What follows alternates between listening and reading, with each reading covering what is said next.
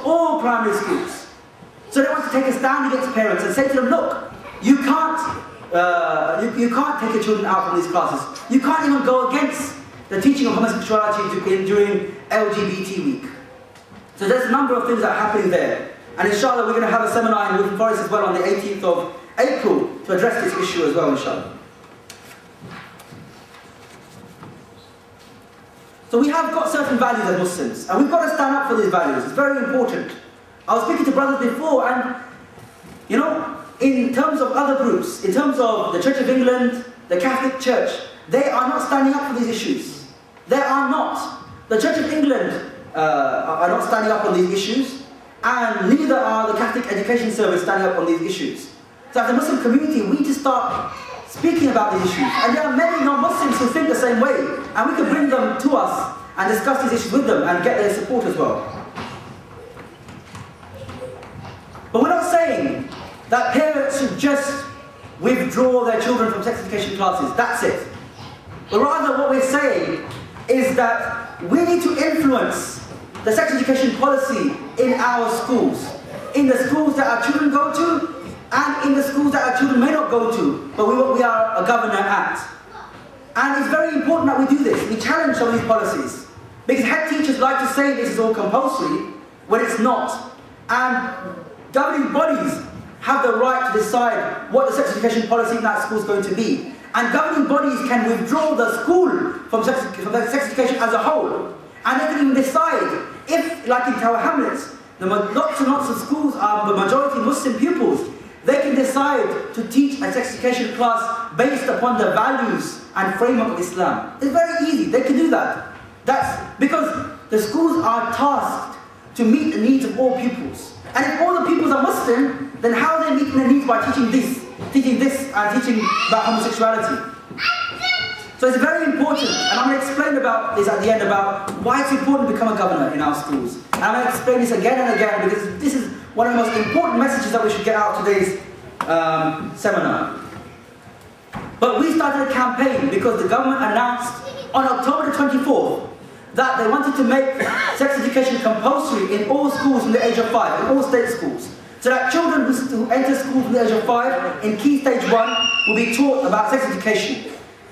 And therefore, we decided to have this campaign because there's going to be an independent review that's led by a head teacher who's in charge of a school in Bethnal Green, Morpeth School.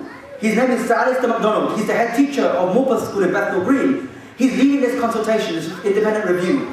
And we've been in touch with the Department for Children, Schools and Families. And they've said after April, they will be conducting a review. And this independent review will be conducting this review to look into sex education in schools and what to do about it. They are going to make sex education compulsory no matter what. But at least we can have some safeguards so that we can make sure we can withdraw our children from these classes.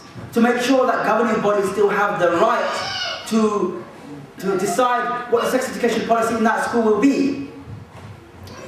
So what we're planning to do is we've got a petition, and alhamdulillah, East London Masjid said to us, give us the petitions, we'll organise it, we'll do it, and may Allah reward them for that. And so next Friday they'll start this petition after Salat al-Jummah, and please, if you can help them, if they need help to do this petition, if you can ask everybody when they come out of the masjid, please sign this petition. You have to sign this petition. And obviously there will be some sort of announcement after Jummah for this. So what we're targeting is 50,000 signatures, and it's not difficult. It's not difficult in London. Look how many Muslims there are in London. It's not difficult to have 50,000 signatures. Just by working in one main borough in London, we'll be working in Newham, where I live. And we've gained 9,000 signatures just from Newham. It's very easy that East London Masjid, just on its own, can get 5,000 signatures. And other masajid, big masajid, can get 5,000, 10,000 signatures even. So I think it's very important that we help with this campaign and help with the petition signing. But the other part of our campaign was to increase awareness about sex education in schools. That's very important because when I speak to parents and governors, they say we don't know what's compulsory, what's not compulsory. We don't know what our rights are as parents. We don't know what our responsibilities and our rights as governing bodies are. We've got no idea. So we thought it's important to spell out the current situation so that we're better informed about this issue, and then we can discuss with family and friends about this as well.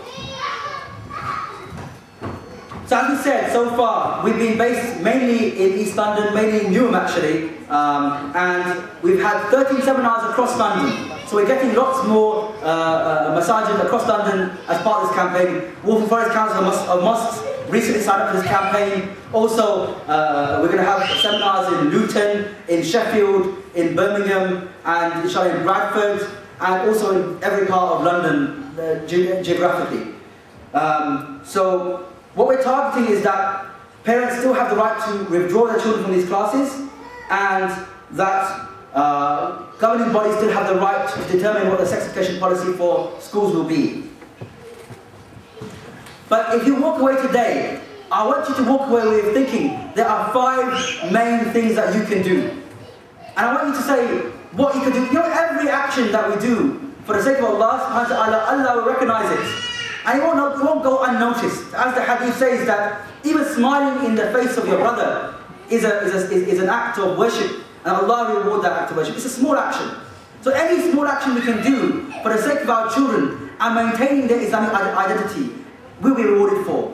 So my dear brothers, whatever action you can do, small or big in this, please support this campaign. So 1 is to contact your local masjid. Now if your local masjid is East London Mosque, then don't contact your local masjid because they're already on board this. But if you come from another masjid, so we're talking to other masajid, like Popular Masjid and other masajid in Tower Hamlets. If you come from another masjid, go to that masjid and say, we need to have the petition in the masjid. If you need a copy of the petition, please, there's copies on the side and either end. If you want more copies, we can email you a copy, but at the back of this report, there is a blog address, a campaign blog, and you can go to that address and you can download a copy of the petition. You can download a copy of this report, you can download a copy of information that can help you to discuss this to other people. So please, do encourage your local masajid to be involved in this campaign. Now spread the message, go to everybody you know, please. Really speak to everybody, wherever they live in the country, and discuss this campaign with them. And tell them that they need to be part of this campaign. You need to also, thirdly, at either side there are clipboards with contact lists. Please leave your name, your email address, and your phone number. Just because you've attended today, we have said you are part of the campaign. You are part of this campaign. This is a Muslim community campaign. Just by attending today, you are part of this campaign. So therefore, we want to keep you up to date with what's happening in this campaign. So please do leave your names, your email addresses, your phone numbers. We will contact you regularly and let you know what's happening. If there is a seminar happening in any part of the country, we will let you know. Maybe you have friends or family in those areas, yeah? And you can let them know about this and invite them to that event, inshallah. If you want to volunteer, so some brothers and sisters have said, look, we want to volunteer. There's a sister up north, mashallah, every day we receive an envelope full of petitions from her and her husband who have gone to the local masjid and gone to different places to get petitions signed. Whatever you can do as an individual, please do that. But finally, and this is very important, become a governor. Now everybody, when we've been doing seminars with the Association of Muslim Governors or with MTech, this has been a message that everybody is sending, but still we do not have enough governors in our schools. We need Muslim governors in schools. In that school in Leytonstone, they had no Muslim governors.